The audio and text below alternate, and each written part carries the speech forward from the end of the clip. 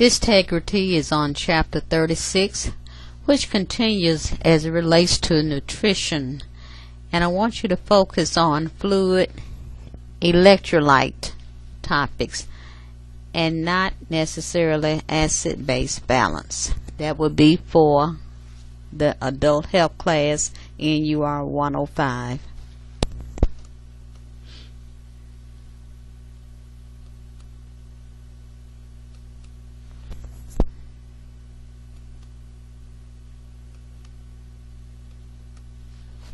Body fluid. Water is the primary body fluid, and as indicated, the content varies with age, sex, and adipose tissue present. Infants have a higher percentage of water compared to other age groups. Water contains solutes, which are electrolytes and non-electrolytes found within the body. Body fluid compartments. You have intracellular compartments, which are those found within the cells. And you have a pictorial illustration showing you intracellular fluid and where it can be found within the body compartment. Extracellular fluid can be found in interstitial spaces, intravascular spaces, and transcellular spaces, as illustrated in the graph and on the diagram. Movement of fluids and electrolytes. You need to review the various motions or methods by which fluid and electrolytes move, which include osmosis, diffusion, filtration, and active transport system. Fluid intake is primarily through drinking fluids. The Institute of Medicine recommends 2,700 milliliters per day for women and 3,500 milliliters per day for men. 20% of fluid is from food consumed and the metabolism of that food. Fluid intake is regulated by thirst. There's a change in plasma osmolality and with the hypothalamus as it relates to the regulation of fluid intake by thirst. Fluid outtake. Urine, you have 1,500 milliliters per day. Skin, you have fluid loss through perspiration. With the lungs, you have fluid loss through exhalation. And in the feces, 100 to 200 milliliters of fluid loss per day. These are under normal circumstances, barring no health problems with the individual. Hormonal regulation of fluids are through the antidiuretic hormone, ADH.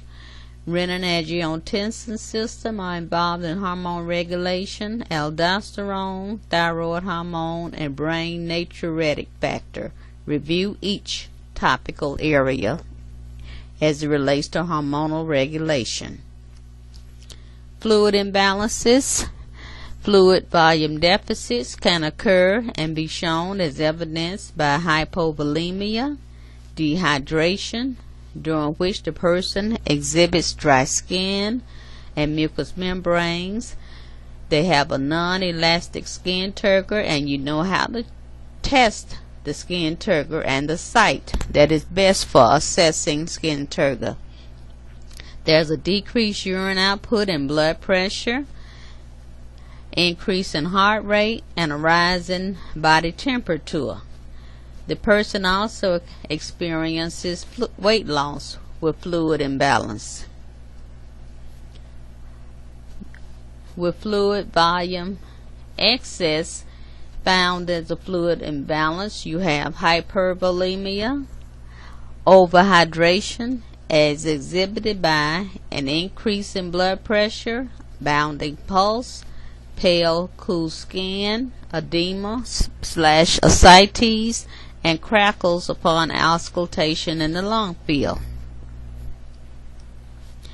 The major electrolytes found are sodium, which is an extracellular fluid component. It regulates fluid volume, and the kidneys reabsorb sodium to help maintain and regulate fluid volume. Potassium is classified as an intracellular fluid component. It's involved in muscle contraction and cardiac conduction.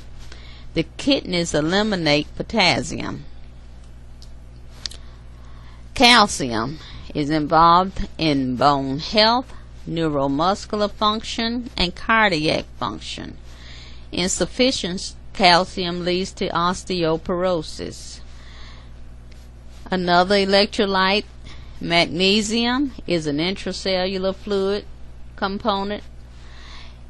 Agent helps with bone, many cellular functions. Alcoholism leads to low levels of magnesium. Chloride is an extracellular fluid component. It binds to other ions in the body to help with regulation. Phosphate or phosphorus is an intracellular fluid anion.